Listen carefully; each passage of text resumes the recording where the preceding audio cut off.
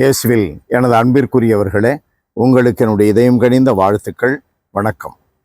அன்பானவர்களே, இன்றைய சிந்தனைக்கு மார்க் நற்செய்தி 8வது அதிகாரம் 27 33 முடிய பிலிப்பு செசாரியாவை சார்ந்த ஊர்களுக்கு புறப்பட்டு இயேசு சென்றார். வழியில் அவர் தம் சீடரை நோக்கி, நான் யார் என மக்கள் சொல்கிறார்கள் என்று கேட்டார். சிலர் எலியா என்றார்கள், சிலர் மற்ற இறைவாக்கினர்களில் ஒருவர் என்றார்கள். அவருடைய சீடரில் பேதுரு என்ன சொல்லுகிறார்?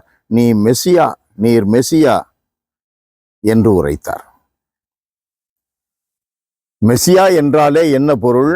இறந்தவர்களை உயிர்ப்பிக்க செய்பவர், எளியவர்க்கு நற்செய்தி அறிவிப்பவர், முடவரை நடக்கச் செய்பவர், செவிடரை கேட்கச் செய்பவர், பார்வை தெரியாதவரை பார்க்கச் செய்பவர். இவைகளெல்லாம் அனுப்பப்படுகின்ற அவர் இப்படியெல்லாம் செய்வார் என்று மறைநூலில் நாம் வாசிக்கிறோம். அன்பானவர்களே, ஆனால் இவற்றையெல்லாம் செய்கிறவர் அவைகளுக்கு உயிரோட்டம் கொடுக்கும்படி, உயிர் கொடுக்கும்படி, அப்படிப்பட்ட காரியங்களில் நம்பிக்கை வைத்து அவரை பற்றி கொள்ளுகிறவர்களுக்கு உயிர் அளிக்கும்படி பாடுகள் படுவார். புதுமைகளை கண்டால் நமக்கு மகிழ்ச்சி, நமக்கு மிக சந்தோஷம். புதுமைகளை கண்டவுடன் நமக்கு புத்துணர்ச்சி ஏற்படுகிறது. ரொம்ப எந்தூசியாஸ்டிக் ஆயிடுவோம், ஓவர் எந்தூசியாஸ்டிக் ஆயிடுறாங்க. ஆனால் அந்த இயேசு புதுமைகளை செய்பவர் மட்டுமல்ல, உயிர் கொடுப்பவர் மட்டுமல்ல, புத்துணர்வை கொடுப்பவர் மட்டுமல்ல. இந்த புத்துணர்வை கொடுப்பதற்காக, உயிரை கொடுப்பதற்காக, மகிழ்ச்சி அளிப்பதற்காக அவர்கள் பாடுபட்டார், வேதனைகளை அனுபவித்தார். பாடுகளே இல்லாம அவரை பின்பற்றுகின்றவர்கள் இந்த புதுமைகளை இயேசுவிடமிருந்து அனுபவிக்க வேண்டும், இயேசுனுடைய மகிழ்ச்சியை அணிந்து கொள்ள வேண்டும், இயேசு தருகின்ற ஆவியின் ஆற்றலால் நிரப்பப்பட வேண்டும் என்று விரும்பினால் பாடுகளே இல்லாம இவைகள் கிடைக்கும் என்றால் அது சாத்தானுடைய சோதனைக்கு உட்படுவது.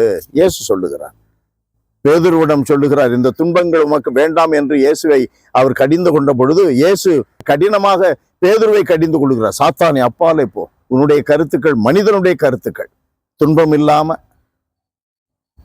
கடவுளுடைய கருத்துக்கள் தான் முக்கியம், கடவுளுடைய விருப்பங்கள் முக்கியம். கடவுள் விருப்பம் என்ன?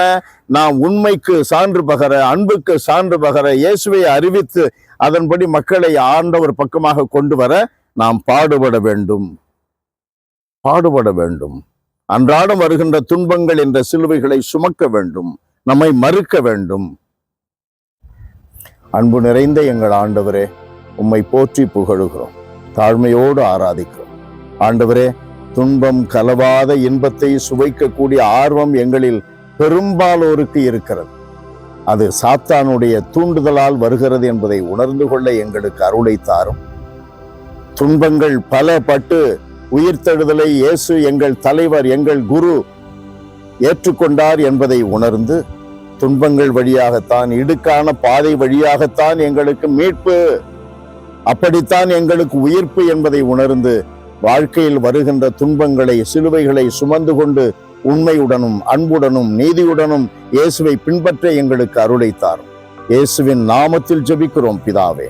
ஆமென், ஆமென்.